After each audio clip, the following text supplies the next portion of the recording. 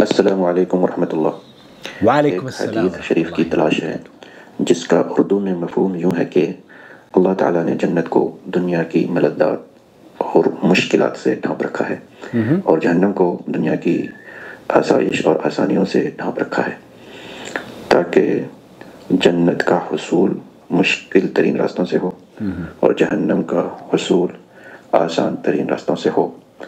اس حدیث کی تلاش ہے، برائے مہربانی اس کار خیر میں حصہ لیجیے۔ نحمدہ ونصلی علی رسولہ الکریم، اما بعد۔ آپ دیکھ رہے ہیں نور ٹی وی جدہ اور میں ہوں آپ کا دوست، آپ کا ہوسٹ محمد عاقل، جدہ سے مملکت سعودی عرب۔ بھائی نے ایک حدیث آپ نے سنی ہے، اس کی تحقیق چاہ رہے ہیں کہ یہ حدیث کی کس کتاب میں موجود ہے۔ اس کے الفاظ کیا ہیں؟ اللہ کے رسول صلی اللہ علیہ وسلم نے فرمایا ہے حفت الجنت بالمکارہ وحفت النار بالشہوات۔ اس حدیث کو، اس کے راوی ہیں انس ابن مالک، اور اس حدیث کو امام بخاری اور امام مسلم نے بھی نقل کیا ہے اور احادیث کی دوسری کتابوں میں بھی موجود ہے۔ یہ حدیث بخاری اور مسلم میں، بخاری شریف میں 6487 پر اور مسلم شریف میں 2823 پر موجود ہے۔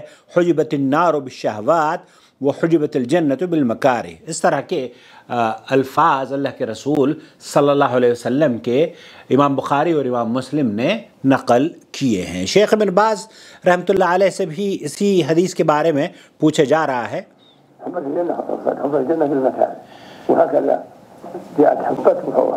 یہاں اللہ کے رسول صلی اللہ علیہ وسلم کی یہ حدیث ثابت ہے اور بخاری اور مسلم کی متفق علیہ حدیث ہے۔ میں آپ کی خدمت میں پیش کرتا ہوں اس کا متن کیا ہے۔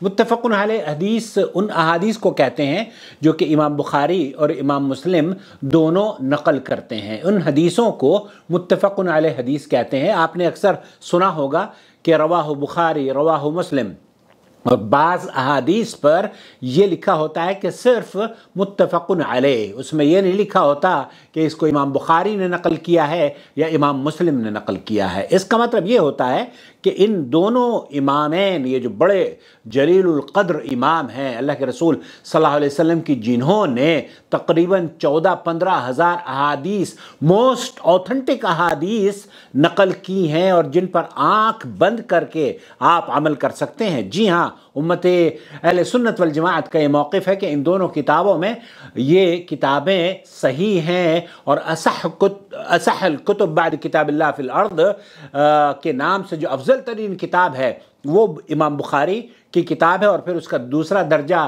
اس کے بعد جو درجہ آتا ہے امام مسلم کا آتا ہے۔ وہ حدیث کے الفاظ کیا ہیں؟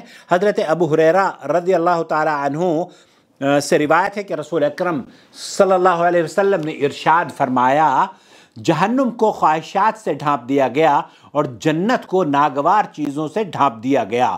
اسے متفق علیہ یہ صحیحین کی روایت ہے، جس میں جیسے شیخ ابن باز رحمۃ اللہ علیہ فرما رہے ہیں کہ ایک روایت میں حجب تک کے بھی الفاظ ہیں کہ اور ایک روایت میں حفت یعنی گھیر دی گئی کے بھی لفظ موجود ہیں۔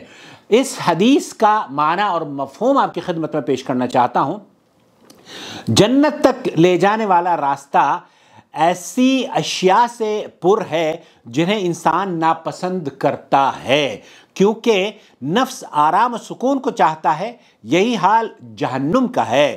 انسان اس میں اس وقت داخل نہیں ہوتا جب تک اس کے اور اپنے مابین موجود پردے کو حرام کردہ اشیاء کے ارتکاب اور اطاعت اور ان سے ان کی جو لذات ہے، جو حرام کردہ چیزیں ہیں، ان سے اپنے آپ کو دور نہ کر لے۔ جو شخص پردہ چاک کر دیتا ہے وہ اس شے تک پہنچ نہیں پاتا جس پر پردہ پڑا ہوتا ہے۔ جنت کے گرد پڑا ہوا ہے وہ پردہ ناگوار کاموں کو کرنے سے چاک ہوتا ہے، اور جہنم کے گرد پڑا ہوا پردہ لذت چیزوں کے ارتکاب سے پھٹتا ہے جو کہ حرام چیزیں ہیں۔ جب آپ ان سے بچ جائیں گے تو وہ پردہ ہٹ جائے گا۔ عبادتوں میں دل جمعی کے ساتھ مصروف ہونا اور ان پر ہمیشگی برتنا اور اس سلسلے میں پیش آنے والی مشقتوں کو برداشت کرنا، غصے کو دبانا، عفو درگزر اور بردباری سے کام لینا،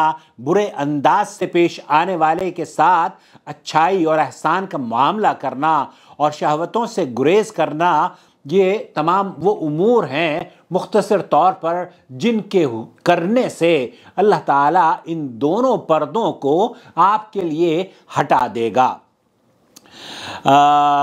یہ سب ان ناگوار باتوں میں داخل ہیں جن کے کرنے سے انسان جنت تک پہنچتا ہے۔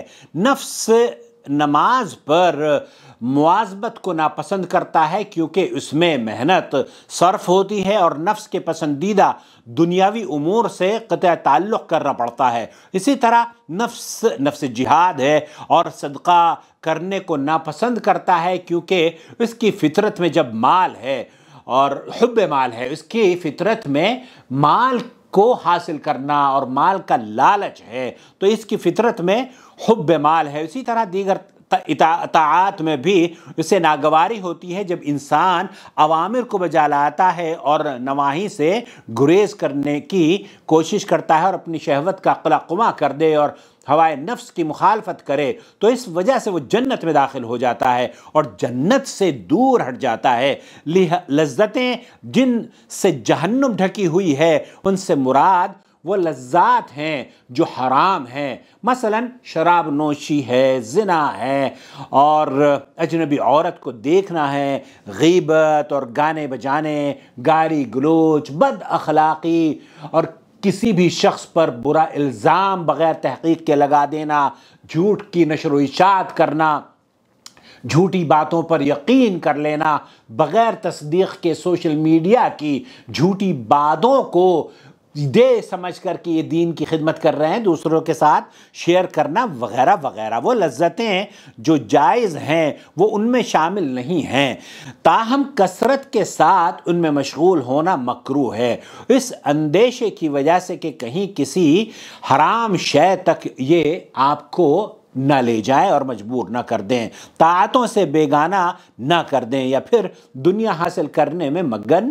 نہ کر دیں۔ تو خلاصہ کلام یہ ہوا میرے بھائی، میرے عزیز، میرے دوست، کہ یہ متفقن علیہ حدیث ہے، امام بخاری اور امام مسلم نے اس کو نقل کیا ہے اور اس کا معنی اور مفہوم بھی آپ کی خدمت میں نے پیش کر دیا ہے، اس امید پر کہ اسے سننے کے بعد آپ دوسروں کے ساتھ شیئر کریں گے۔ اور ابھی تک اگر آپ نے ہمارا چینل سبسکرائب نہیں کیا ہے تو سبسکرائب کر لیجئے، اور اس چینل کو اگر آپ سپورٹ دینا چاہتے ہیں تو جوائن ممبرشپ کے ذریعے اس چینل کو مستحکم کرنے میں ہمارے ساتھ جڑ جائیے۔